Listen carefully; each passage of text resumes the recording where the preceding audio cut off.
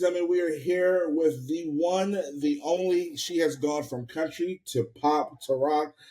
Ladies and gentlemen, Kalie Shorr, how are you? I'm good. How are you? I'm doing fantastic.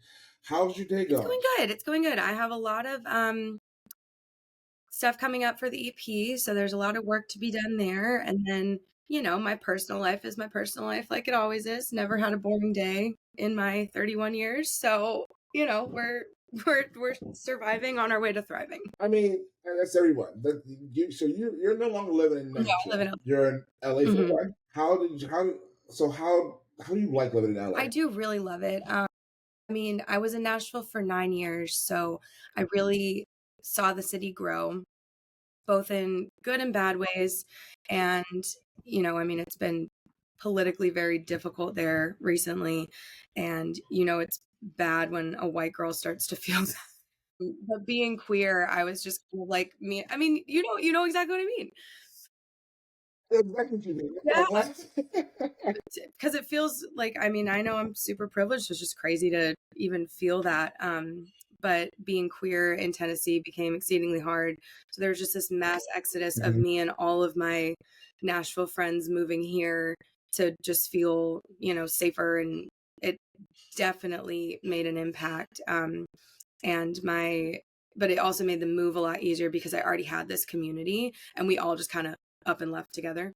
But I do love Nashville. And it's important to me to not turn my back on a community that is clearly in need of support and allies, as well as just like open voices. So being part of Nashville is still important to me. I go back all the time. I just played Ty Herndon's concert for Love and Acceptance, which was really special. So me and Nashville have a little bit of a complicated relationship, but I do still love it. And sometimes it feels more like my hometown than where I actually grew up. So I feel like everyone who still lives in Nashville has a complicated relationship with Nashville. How long have you been there? Oh, 15 okay, years. So you get it. Yeah.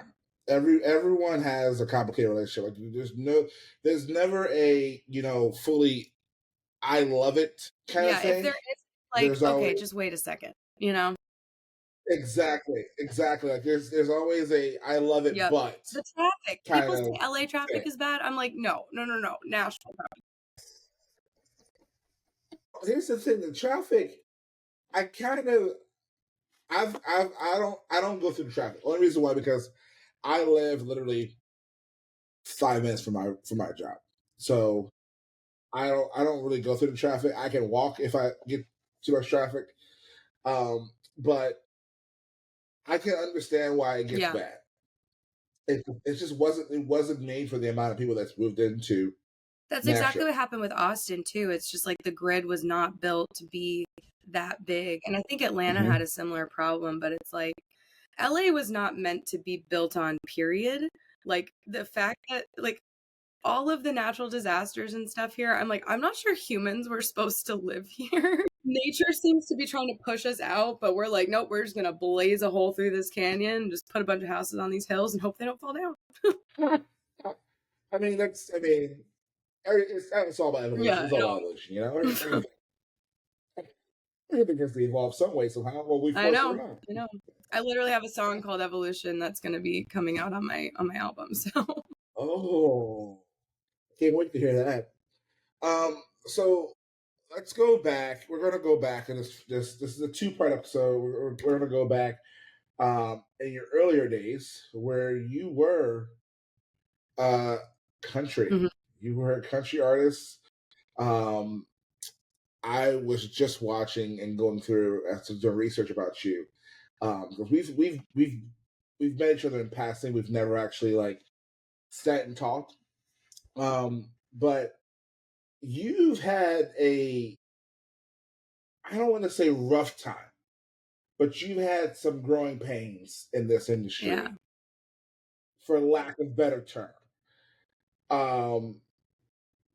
And it's like, looking back at it now, as the woman you are now, what would you say to that young Kalie Shorr?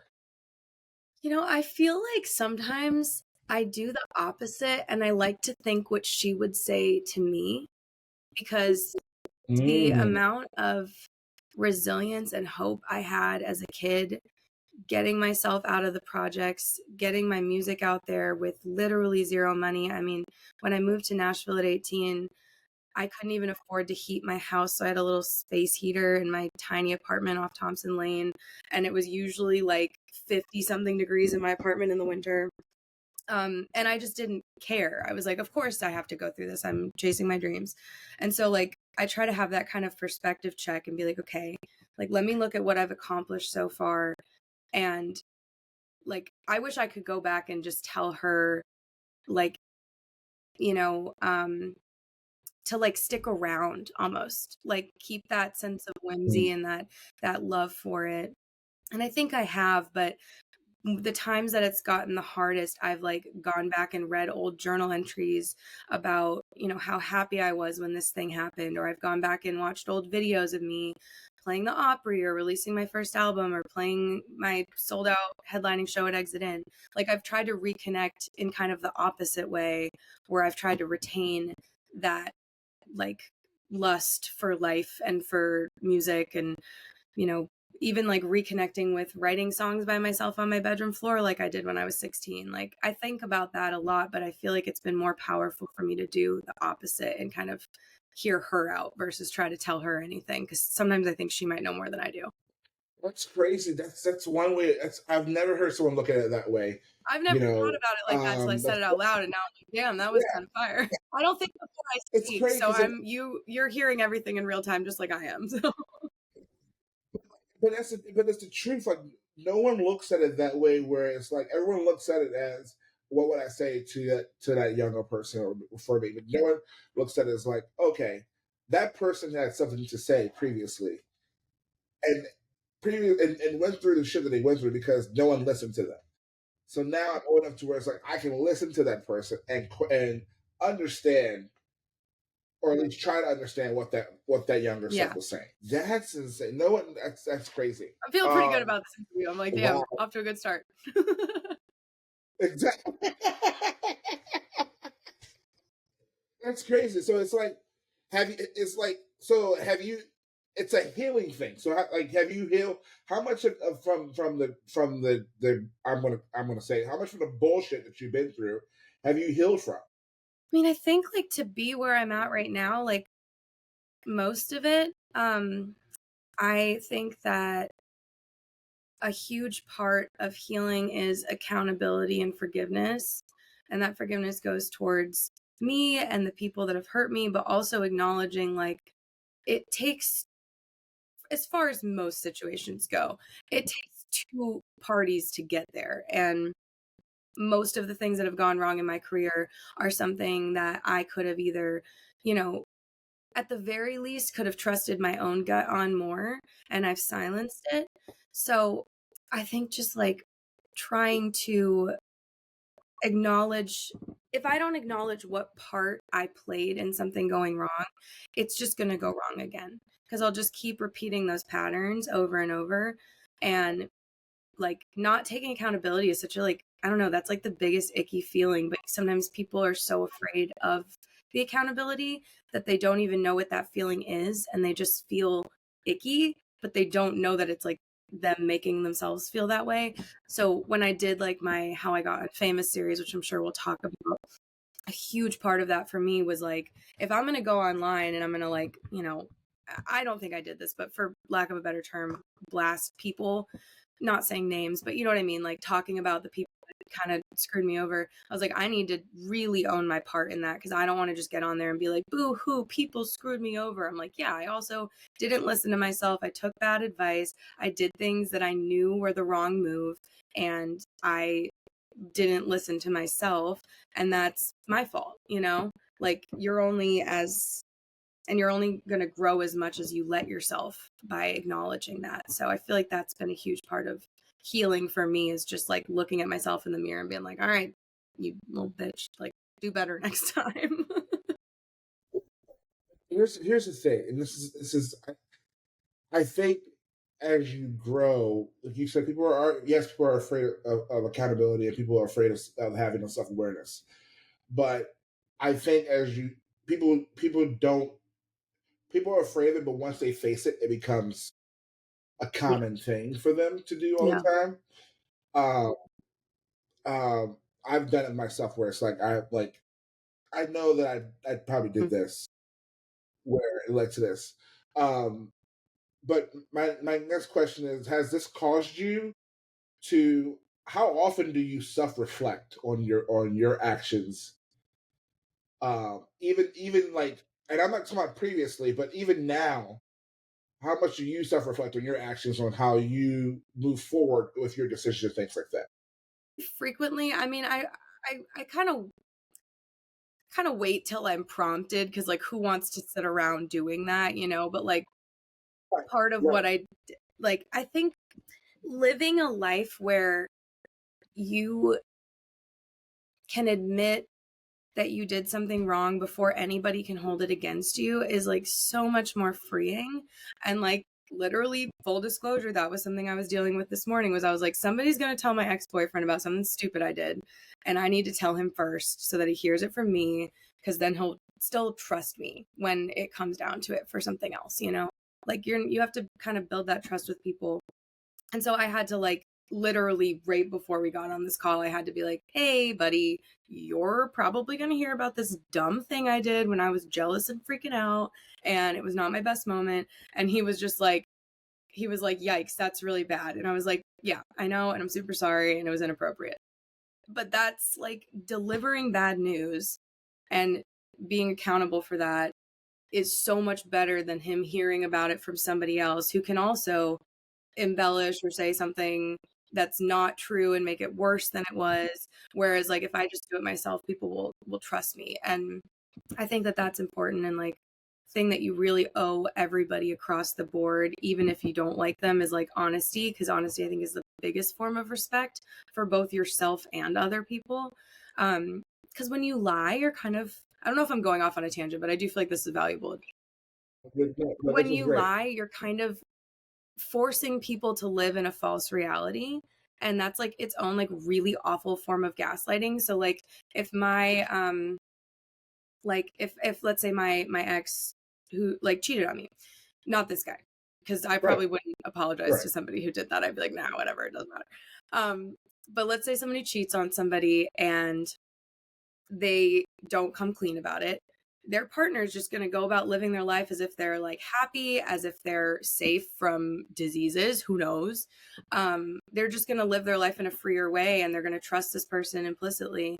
And you're forcing them to live in this reality that's absolutely not rooted in anything factual. So it's just like really messed up to Right. be like dishonest with people, but also when you're dishonest with yourself, you're like you're spiraling and creating this false reality for yourself where you can't even like accurately take a single step forward because you're not looking at the right path.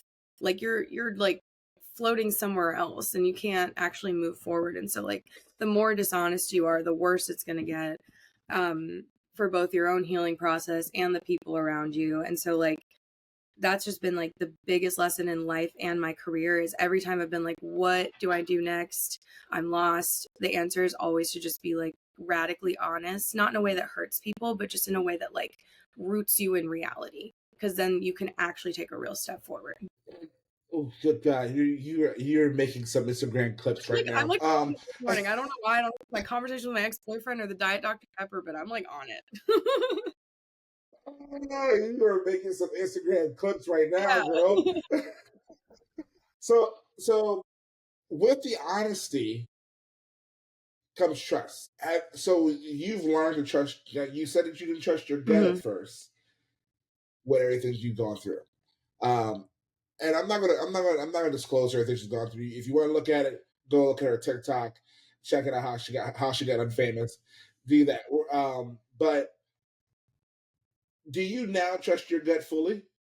Because sometimes you have to relearn how to trust your gut, or learn how to trust your gut after you go back like, I knew this was wrong. I should have trusted my gut then, and then move Yeah, forward. I think like so much of being a human, my friend Candy Carpenter has a line in one of their songs. It's like, is it anxiety or intuition? And it's discerning between those two things. Like that's pretty much all of it, is just like being like, okay, is this feeling in my stomach because it's telling me something's wrong, or just feeling in my stomach because I'm recognizing, or I'm feeling like this is a pattern and I'm bringing my past into the future and projecting insecurities or whatever. So I try to like, I mean, I think I've been really trusting of other people, and that was part of what went wrong with my career. Is I was like, okay, well, of course these people who've been in the industry for 25 years know what they're talking about, so I'm going to step back and listen to them. And that got me in trouble. So now I'm like, I was so intentional and deliberate with picking my new team, because I was like, I know there's going to be moments that I have to just like let go and let God and trust that they know what they're doing. And I really needed to trust them in order to do that. And like it's terrifying for me. Something I'm struggling, like I still struggle with, that I have to like talk myself down from, is people doing meetings without me, which is a huge part of being an artist. Like you're gonna have to have people doing things for you. But I just had so many bad things come about from that in my last management relationship. So I've had to really check myself on that and be like, okay, am I just anxious because of what's happened in the past? Or do I really feel like I need to be in this meeting? Um, and I think it's also just, you don't want to be difficult to work with, and you want to know, you want your team to know that you trust them. So it's like an important component being an artist and being the CEO of this company is like having trust, but also knowing what battles to pick. Like I like to think my team knows that it's pretty rare that I'll really like stick my foot down and I can kind of be talked off any ledge. But if I really dig my heels in, like it means I'm like really dead set on it. Right. But I can't do that all the time, because if you do that all the time, it's like a girl who cried intuition, you know? And that doesn't work, because I'm also not always right. So kind of saying you always trust your intuition is sort of saying you're always right, and there's just no way that that's true. So one of my managers, Margaret, I adore her, and I've told her before, I was like, part of why I want you on my team is because your intuition is so strong, and sometimes I'm going to need to defer to yours because I won't know what I feel. And she's much wiser than me and older than me, and like has so much experience. So it's like surrounding yourself with people who have a strong intuition is just as important as being in tune with your own, I think. Yeah. That's crazy, because that's one way to put it, because it's like when people, when you, like you say, you are the CEO of Mm-hmm. your company and you want to put stuff, people always pride themselves of putting themselves around people who are, I don't want to say better at them at something, but know more Yeah. Oh my God. about something Yeah. I think that that's the than best advice ever. And like, yeah, if you're the best person in the room, then you're not in the right room. Like that was part of LA for me. Is, I mean, I don't think I was better than people in Nashville, but like LA is just bigger. So you're just like, I had to go from being a big fish in a small pond, which is like, because I mean, especially as a woman in country, there really is like, there's only so few girls who get success on country radio. So the fact that I even had a hit on there put me in a different tier. yeah, You know, Kelsey Ballerini used to have yeah, these parties at her house where she would invite like a bunch of girls that were in country music over, and we'd like, you know, talk shit about the industry and bond. And like, it really kept us from like feuding, because we would just be able to be with each other and drink wine and play card games. And that was like a really powerful thing she did. But I wasn't even like, I didn't even have a record deal, but I was still invited to those parties because that's how few people were even at the level I was at. Big fish in a small pond, just by nature of that. And moving to LA, it was like I had to check my ego at the door. I had to start over. Like nobody, I had like a foundation that a lot of people don't move to LA with, which was a privilege. But at the same time, like I, you know, there were people that were my friends that didn't even know that I had a New York Times best album. Um, and I was just really starting over, which involved an ego check, but it was also really freeing because I got to like really be intentional about the version of myself that I brought to the table. So there's like upsides and downsides to everything, but I think that just being surrounded by people who are better than you is only going to make you grow. And if you are the like, it's just, you're just going to plateau if you don't do that, and that doesn't help you or anybody. I think that I think that when you are starting fresh and you kind of hit the reset button, which is kind of what you did when you moved when you went over to LA. You moved to LA, you kind of hit the reset button. It gives you a sense of freedom where it's like, okay, this is unapologetically me. This is like, it's you have a new fan base where like they're learning you all over again, and now you've had some experience under your belt where now they can now you know how to show what you want to show, and you've built that confidence up. That I'm assuming that's the feeling. It's the feeling that you had, which is a fantastic feeling to have. Definitely. Because, like you said, you're able to be yourself. So it's like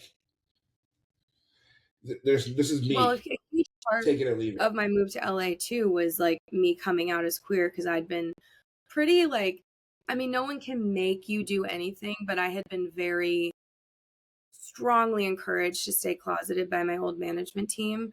And I was in a straight relationship at the time.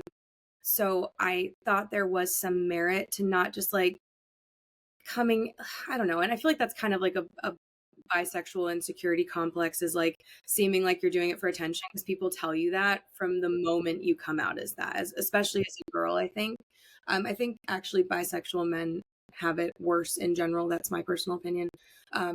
For the most part, but like, because they're this misconception that like all bi men are gay and all bi women are straight, and it's just not factual. Right.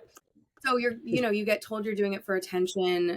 Like, I mean, from the moment I came out to anybody as queer, I was probably in like 8th grade, and that was what people said.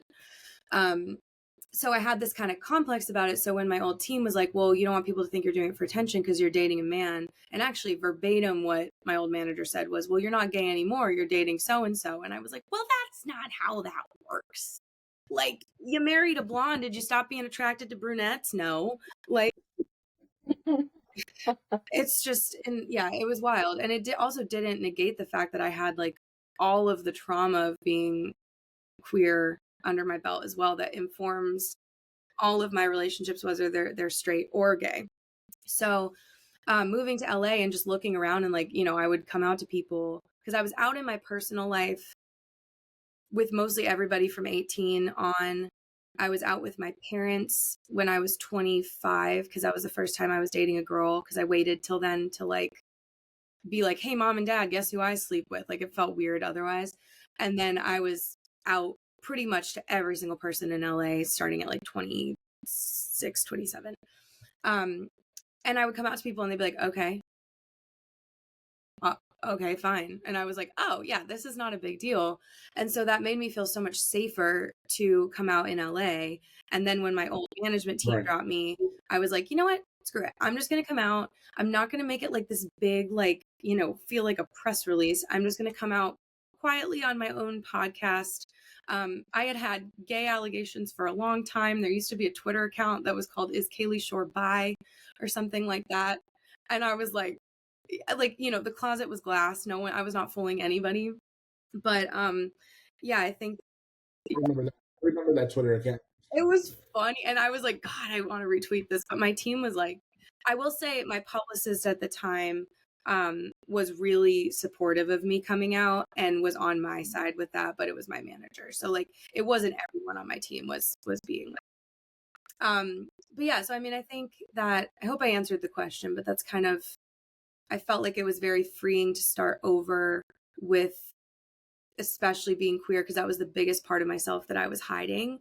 And like I said, I think honesty is so important. And part of what made me come out was like a younger person in my life who's really important to me, and still not, I don't even know if she's fully out or not, but not my business.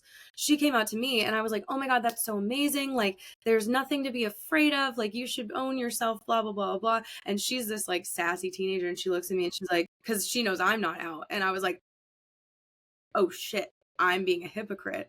And that was part of what made me do it, was I was like, the accountability of how can I tell somebody else to live honestly if I'm not doing it? So I was like, fine, all right, here we go. If you're gonna give me that look, I'm gonna do it.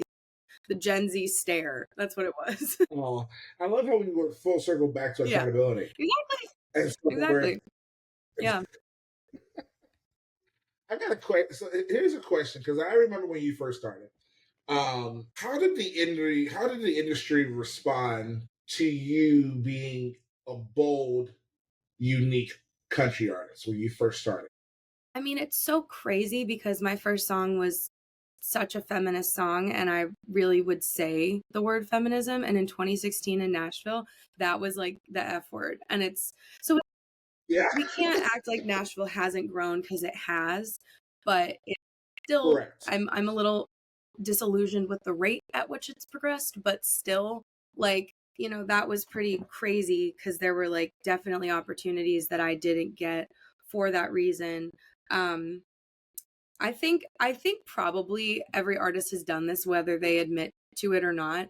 But there was a point where I was like, let me go back and look at all my social media accounts and see if I ever said something crazy. I like never had like problematic. Well, I grew up in the church, so I grew up homophobic, but that was all internalized. But I wasn't like throwing around the F slur or anything. But I was like, let me just go see what I've said. And I went back on my old Tumblr, and I was like, talking about how we need to support non-binary people in like 2014. So I was like, okay, all right, we're fine. No one can cancel me.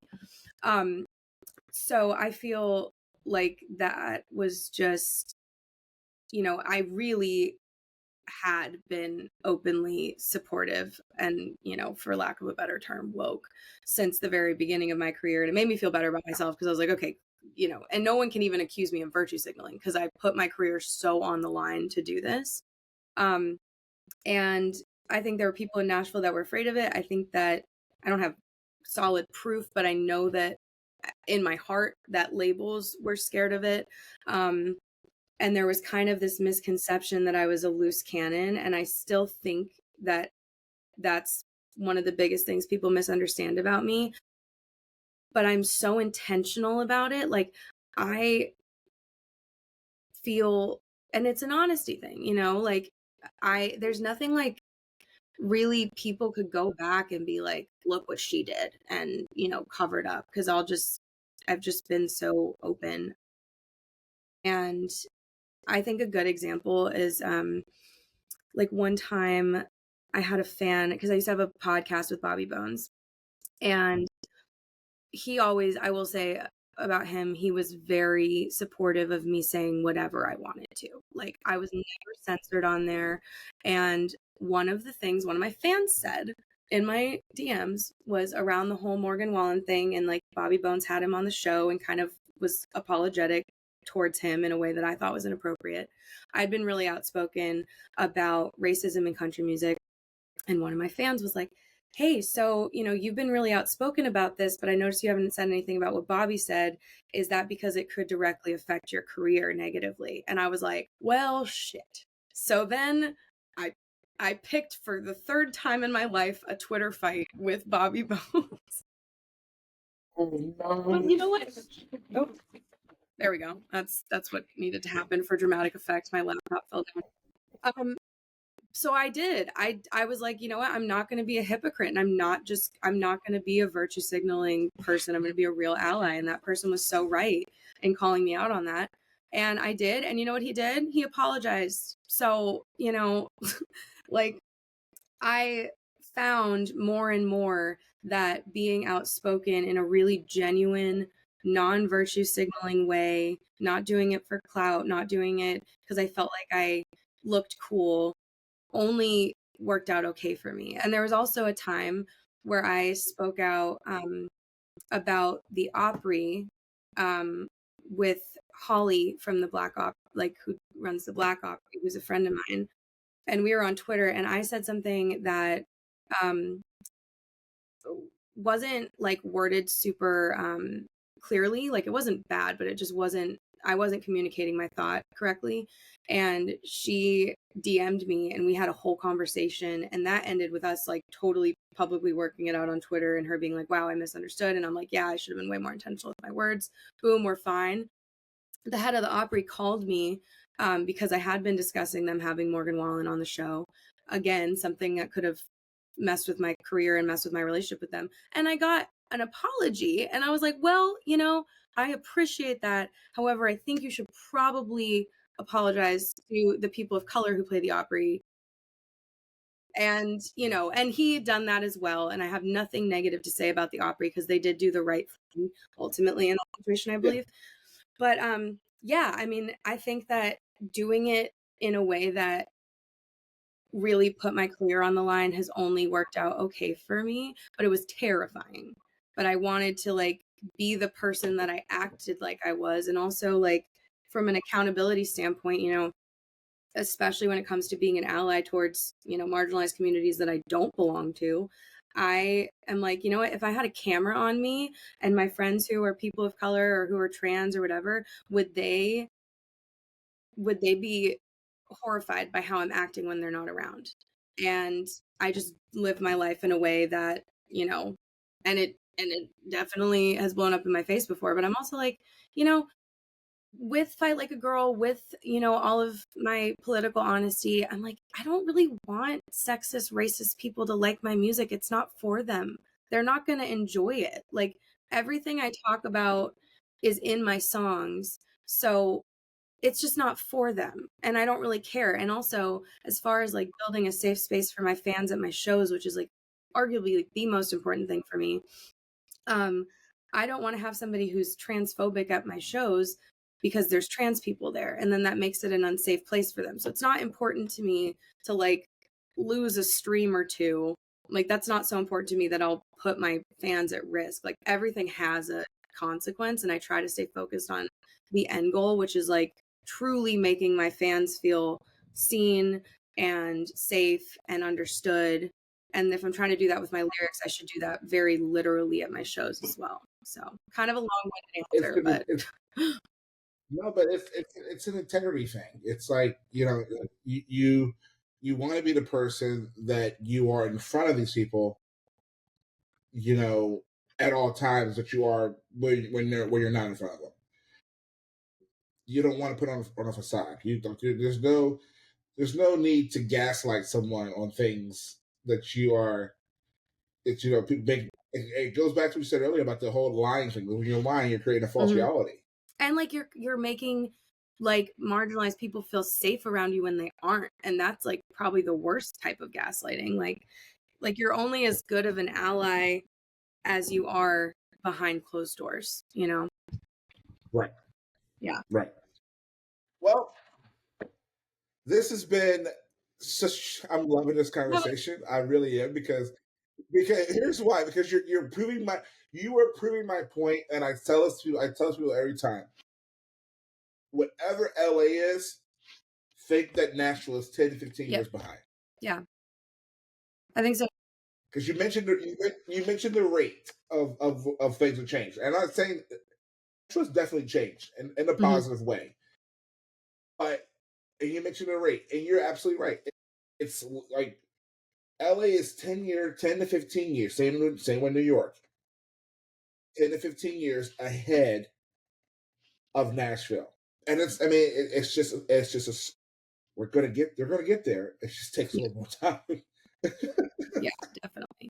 And that's Takes a little bit I more think time. it's so important to like, you know, for me to go back and do events for that support queer people in country music because I was one, and you know, post about things that are happening because I still like Nashville. I still think is my largest market, so stuff I post on social media about what's going on in Nashville does actually reach the right people. Sometimes it's an echo chamber because again, all of my fans kind of agree with me, so I'm like, what am I doing by posting on my story? But like, you know, providing resources is helpful and stuff like that. So I think that, you know, me not just like turning my back completely on Nashville just because I left is also an important way to be an ally and even just be an active part of my own queer community. Because I do love it and I want it to get better, and I don't want to see people have to leave to feel safe. That's awful. And it shouldn't have to happen. It's unfair. So, you know, and not everybody can move to LA. That's like inherently privileged. I mean, I did it with nothing, and I literally had to work at a strip club because I had no work experience because I've been a full-time musician for 8 years. But like even that is kind of privileged to have been able to move. no matter how hard I had to hustle here. So like, I don't want to be ignorant and just be like, well, everyone should move to LA because like that's stupid. So like we still need to fight for it to be a better place there. You gotta fight. Yeah, some people should fight. You definitely have to fight, and you definitely got. I mean, LA is hella expensive, so like Hey, so is Nashville it's though. Honestly, getting my rent here is cheaper. I live in true. a pretty safe building. I mean it's a city, but it kind of surprised me because there's rent control laws here. So it can only increase by like 13% or something a year. But meanwhile, in Nashville, my rent went up $700 a month, and I was like, I'm just gonna move to LA. It's cheaper at this point, and I have free healthcare. So Good Lord, yeah, my rent went up about $200 2 years ago. And it was like, this is like really, and then they included parking one. I'm like, come on. it's just like all landlords are bad.